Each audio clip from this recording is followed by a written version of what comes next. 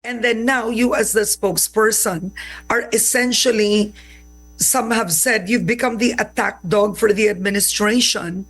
Ilan na ba ang advisor ni Pangulong Marcos maliban sa mga sekretaris niya? Ibig bang sabihin nito, partner? Ayoko kasi maging nega, partner. Di ba pag sobrang dami mong advisor, para lumalabas, wala ka talagang alam. Yun pa lang yun. Nakikita nyo na na sinabi nitong si Karen Davila na attack dog itong si Claire Castro. Ito yung tagapagsalita dyan sa Malacanang ngayon na ang daming nainis at ang dami rin natutuwa kasi ito siya, mahilig to siya sa mga fake news, peddlers, Duterte. Yan yung tatlong mga kataga o mga salita na sinasabi niya lagi diyan sa Malacanang pag may press corps ang Malacanang. So ito siya, hindi lang to si Karen Davila lang nagsabi nito na sinabihan siya ng attack dog. At ang sagot niya dito kay Karen Davila na sinabihan siya ng attack dog ay sumasagot lang daw siya sa mga fake news. Ito yung interview niya kay Karen Davila na harap-harapang sinabihan siya na attack dog at ang administrasyong itong Pangulong Marcos Jr. ay walang mga sinasabi ng mga project o walang nagawa na na mga sinasabi nito. At ang sagot niya dito ay bago daw sila mag-press corps, mga good news naman daw ang una niyang pinapalabas o binabanggit sa kanilang press corps. Ito yung video na interview niya. Mamaya may papalabas kong video tungkol ho dito kay Claire Castro na hindi pa to siya kinuha ng tagapagsalita diyan sa Malacanang. Ito muna yung kay Karen Davila na interview nito. Ito. First, that it seems that the PCO every single day is more or less defending, talking about, or essentially answering queries about former President Duterte. Ayan. It is not announcing anything that this administration is doing. Nothing about the economy, nothing about new projects. It's all about the former president. O di ba? Harap-harapan. Wala man lang binanggit na sa mga tungkol sa ekonomiya, mga project, kung anong mga gagawin sa gobyerno, wala siyang walang banggit. Ito nga yun siya kasi siya ngayon ang spokesperson. At ito sila ni Karen Davila at inamin din to ni Karen Davila na magkasama sila dati sa ABS-CBN. Pero ngayon, ito yung mga mga tirada ni Karen Davila kay Claire Castro na sapol. Miss Karen, if you had watched our press briefing, at the start, we will be giving the good news. Okay. Giving the achievements, the accomplishments of the administration. And aside from that, there are also reports that the Filipinos can watch over PTV4 or RTVM, wherein most of the projects... Paano sa PTV4 na puro bias dyan? Kasi alam naman gobyerno yan, clear. Gobyerno yan eh. Pag dito ka sa mga commercial na mga TV station na mga bias, makikita namin yan na may mga balancing balita dyan. Pero pag PTV4, puro yan sa gobyerno. Wala hong balita dyan na hindi panig sa gobyerno. Kasi gobyerno yan eh. Ang gobyerno nagbabayad dyan, mga nagtatrabaho dyan. Swildado ng gobyerno yan. Kaya wag mo sa PTV4 kasi ang PTV4 yan kaya nga di kumita yung TV station na yan sa gobyerno sa Pilipinas dahil bias yan sila eh. Gobyerno lang talaga gobyerno. Ang ginawa ng gobyerno mali man yan o tama. Tama lahat yan. Lahat. Lampurnas na sa Bisaya pa yung mga ginagawa sa gobyerno. Maniwala ko dyan sa PTV4 na yan. accomplished by the government are being shown. All right. Because it seems that in the last few weeks, and we can talk about this, you have Press Secretary J. Ruiz, who's busy defending himself, and then now you as the spokesperson are essentially, some have said, you've become the attack dog for the administration for the Dutertes. I cannot consider myself as an attack dog. I'm just defending the truth And we have to counter the fake news, Miss Karen. If I will not talk about this, if I will not answer with the basis, people might think that what they had been talking about are true. Vice President. Yun ang palusot niya. Na hindi siya attack dog. Nagre-response lang siya sa mga fake news. Hilig to sa mga fake news eh. Pero, napanood ang mga ano nito, yung mga press briefing niya. Kung napanood nyo to, bago ang press briefing. Yan nga, good news daw, ang mga ganyan ginagawa sa gobyerno. Pero pagdating sa mga nagtatanong yan, sa mga media, ang ginagawa nito, pag hindi talaga siya preparado, hindi siya ready. Mayroon pa siya nga, sige, tanungin nyo lang sila kasi hindi ko na hindi ko masagot sa inyo ngayon. Kung gusto niyo tanungin nyo na siya, nandyan ka. Parehas, ikaw yung tagapagsalita sa gobyerno eh. Lalo na ganyan, may sabi pag nagkami-meeting lang daw, tapos pag tanungin, ay hindi ko muna ilabas yung mga na yun kasi hindi pa kami tapos mag-meeting pa kami ulit. May mga ganyan palusot pa yan eh. So sino nagpi-fake news? Ikaw to, Claire, ituloy natin yung mga nito, yung kababalaghan nitong animalistic na to. Mamaya, bakbakan natin to. President Sara Duterte has said that this is a distraction, essentially, for the real problems that the Philippines is facing, like the economy. She said that in interviews. Yes, she said that the real problem of the government is with regard to the corruption. Yes, that is also one of the problems, corruption. And we can see, based on the Galit pa mukha, discoveries of the members of the House of Representatives, we can see allegedly fake or unsubstantiated receipts coming from the OVP Yan. regarding the confidential funds. Tinitira niya na. So, VP Sara is really correct that we should deal with the issues of corruption. And we will start with the confidential funds that she spent. All right. Okay, so let's move to that. Okay, Claire, yung presidente, kung saan ka kumakampi ngayon, dati, against ka sa kanya, may confidential funding yan eh. Bakit kay Sara Duterte lang tinitingnan mo? Bakit sa panahon ni VP Sara, dun lang kayo nakafocus? Kay Bongbong Marcos, ang laki, billion. Pero kay VP Sara, million. Nasabi ko na rin to ha. Million kay VP Sara, pero kay Bongbong Marcos, billion ang kanyang confidential fund.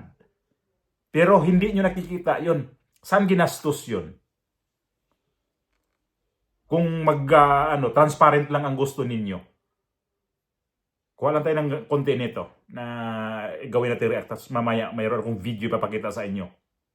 Already, before I ask about the OCG, now a list of more dubious recipients have been found. Names like Dodong Gang, Ito yung dinagdagan na naman. Miggy Mango. Ito yung sinasabi ni Karen Davila. Ito yung mga pangalan na nakatanggap doon sa mga confidential fund ni BP Sara. Ito gawa-gawa to. Ano to siya? Fabricated talaga to na mga kunyari ibilin siya para lalong masira ang vice president nito. Pakinggan natin to. Ito yung mga pangalan, no?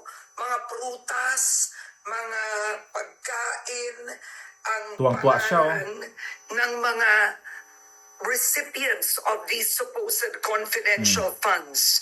What do you make of this, and how does this move forward? If you can see, more similar receipts had been discovered, had been examined. And I think, Ms. Karen, at this point in time, we should also look back. How did VP Sara spent her huge confidential funds at the time that she was then a mayor?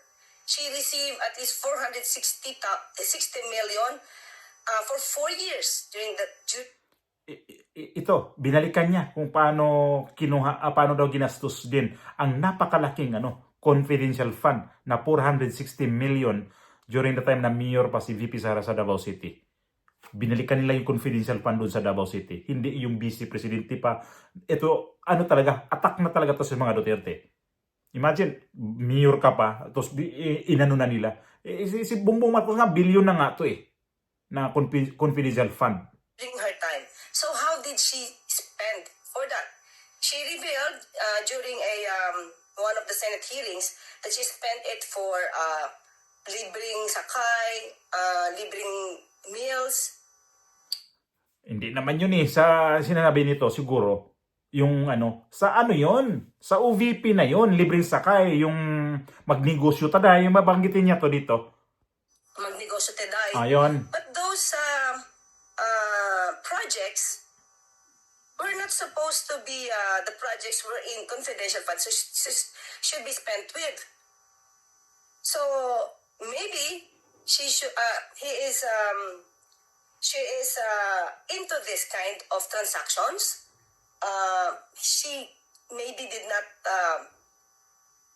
imagine that it will come to this point that all her receipts may be put into question. So, Attorney Castro, I mean, I know that you've just been appointed recently, but let's talk about now the relationship between... Ito, kasasabi lang, attack dog ka ba? Ano nito? Atake pa rin siya kay mga Marcos. Sa mga Duterte. Ano to? Atake pa rin siya. Biro mo, nabanggit niya, mayor pa, ganito kalaki ang confidential fund ni dating Mayor Sara Duterte hanggang nagiging vice presidente. Attack dog pa rin. Wala. Ano tawag mo sa'yo? Tapos sabihin mo, fake news. Anong balita doon? Kung tutuusin, fake news din yan yung mga pinaniniwalaan mong balita dito kay VP Sara. Ang iba. Kasi wala namang yan Walang kaso. Walang nag-file ng kaso. Wala na patunayan. Kung ibig kong yan. Di patunayan nyo muna.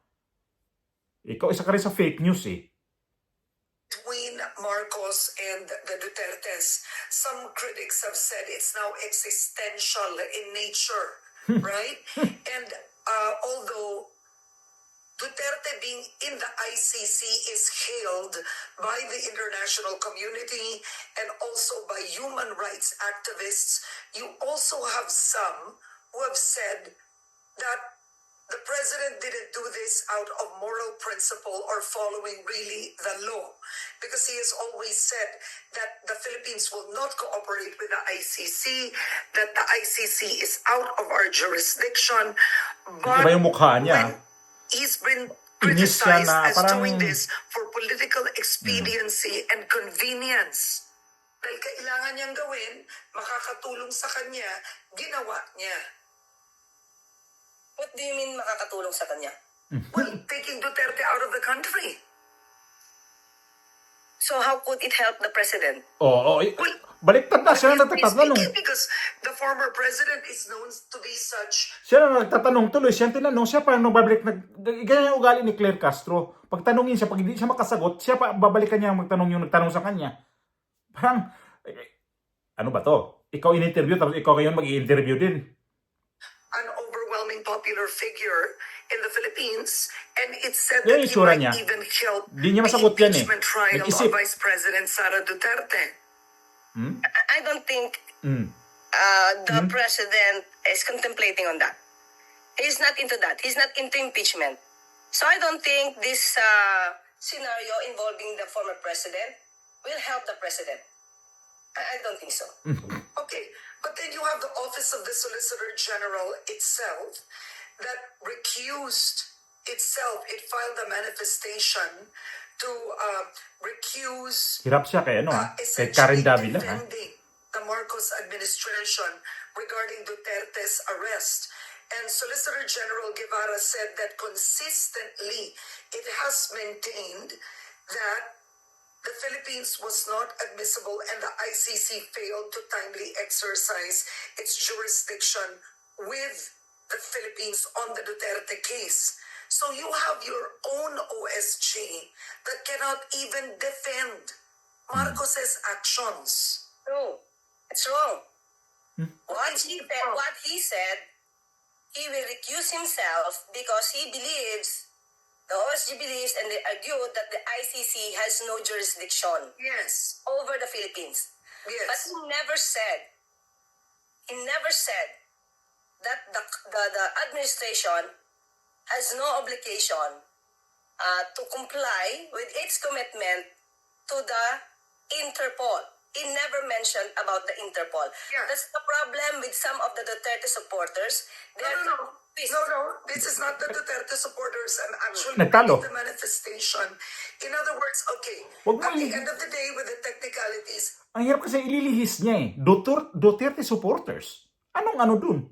Nandun na sa kay Office of the Solicitor General na ang pinag-usapan nito na nag-refuse. Ibig sabihin, hindi ayaw niya tumanggi na abogado niya itong si dating si Marcos laban kay dating Pangulong Duterte. Itong si Minardo Guevara. Ito yung pinag-usapan nila. Kaya lang nagtalo sila dito kasi nga may ini-insist naman siya ditong pakinggan natin, ini-insist naman yung Duterte supporter na naman daw. he won't defend the government. Si Walt, Yes. Right? Won't He defend. won't defend the government. I have to clarify that, Ms. Karen. Okay. He never said, Defend the government? he never said that what the administration did in relation to the cooperation with the Interpol is wrong. pikon. He never said that. Yes. Pikon. Okay? So he said that the ICC has no jurisdiction over the Philippines. Correct. Because even the president said that. Pikon. So there's nothing wrong with that. If he cannot defend the president, the executive secretary, it's up to him. But he never said that the what he did. Is it Ay, the napikon. job of the office? I mean, isn't that the job of the Office of the Solicitor General? Sige ka rin. Here is your Solicitor General saying the OSG may not able to effectively represent respondents in these cases and is constrained to recuse itself from participating herein. If the OSG Yun nga, talaga niya na hindi nga daw. Pero sabi ni Karen Davila, yun nga sabi ng OSG na ayaw niyang mag-abogado sa gobyerno laban sa dating Pangulong Duterte kasi nga may mali doon. Kasi dati pa, sinabi na nga, ang gobyerno ng Pilipinas hindi pwedeng makipag-coordinate sa ICC. At ito yung pinag-usapan sa dalawa na itong magkasama dati sa trabaho. Na ito nagtatalo na silang dalawa. At ito si Claire Castro, piko na kay Karen Davila. will not defend the government, what is the point of the OSG? I don't know about him. What we have read, what we have... So who will defend the government? Who will defend the Marcos administration? We will just ask Ah! the president and the executive secretary about that. Di na niya. Yan na. Sinasabi ko kanina, hindi niya alam ang mga bagay na yan. Pag siya ang interviewin, hindi niya alam. We will ask. Hindi niya alam kung sino nang mag-aabogado sa gobyerno laban dito sa gobyerno laban kay dating Pangulong Duterte. Hindi niya na alam kung anong isagot niya. Kaya ang hirap dito sa kanya, pag tanungin mo siya, pag hindi niya alam ang sagot, ang nagtatanong sa kanya, yun ang balikan ng sagot, tanong. Yan ang ugali ni Claire Castro. Piling matalino, pero wala dito.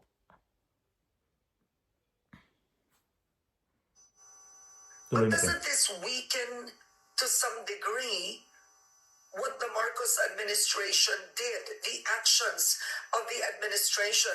Because your Pikon na talaga, OSG, the Office of the Solicitor General, is meant to defend the actions of the administration.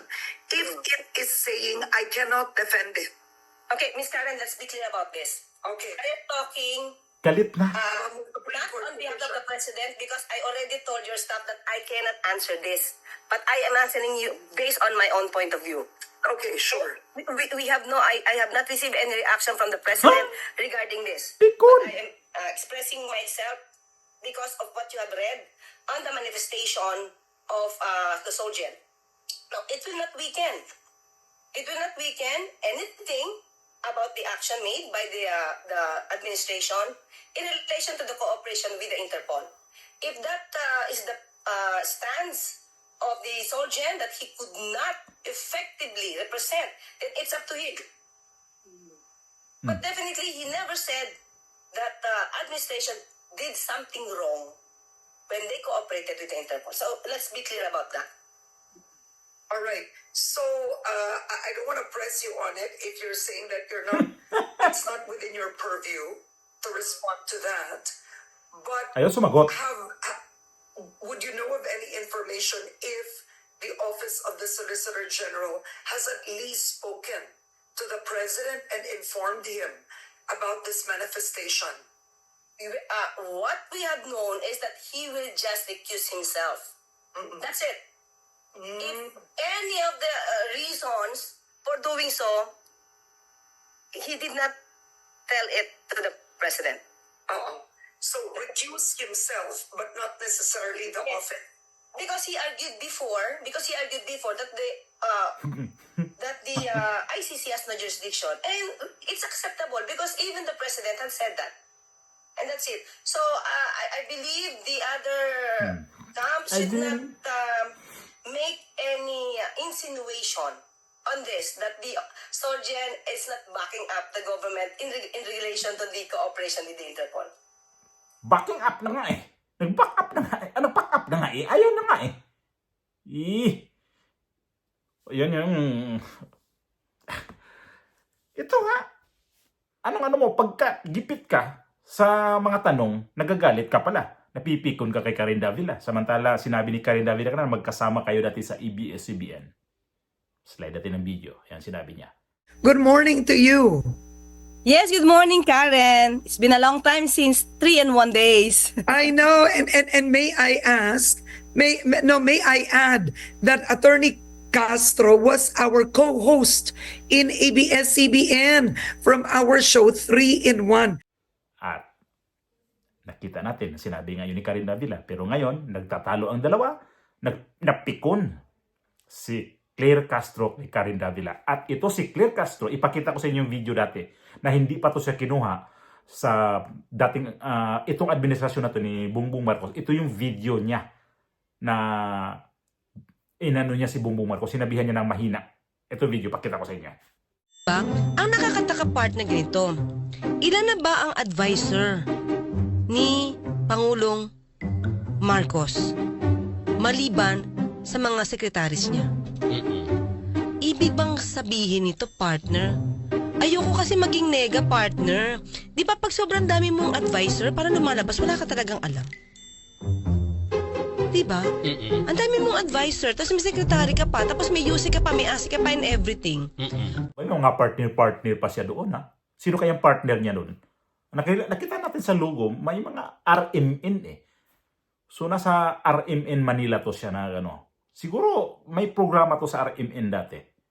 Kaya Claire Castro, wag ka kasing wag ka nang spokesperson diyan sa sa Malacanang pag ka napipikon ka. Pag tinatanong to siya sa mga media, napipikon talaga to siya.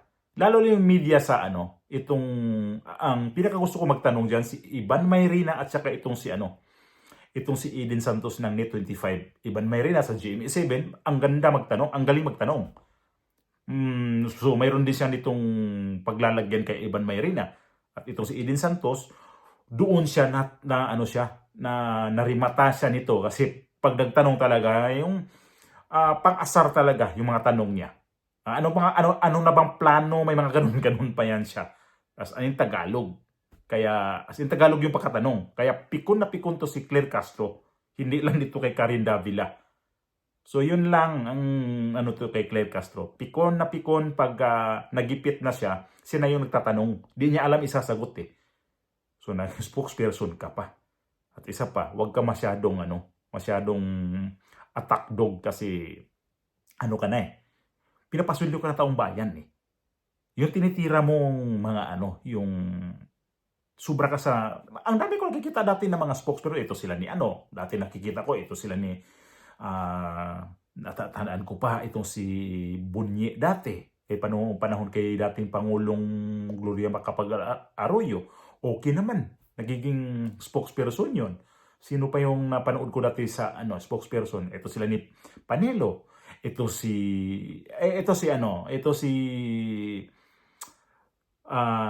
ito ba sino pa tong dati ni Pangulong Duterte? Itong si isang abogado rin to siya. Kalimutan ko tuloy yung pangalan niya.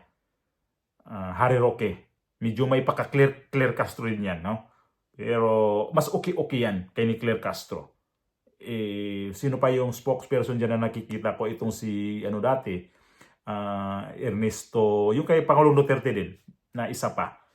Ernesto sino ba yon? Basta mayroong isa pa na bago yon si Panelo at saka si itong si Harry Roque. Mayroon pa isang dumaan diyan.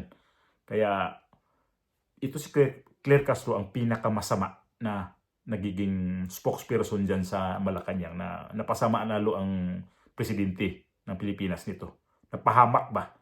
Kaya ito, dami na asar ito at dami rin natutuwa kasi yung mga sinasabi sa presidente na hindi talaga sila nag-uusap. Gumagawa lang to ng mga istorya.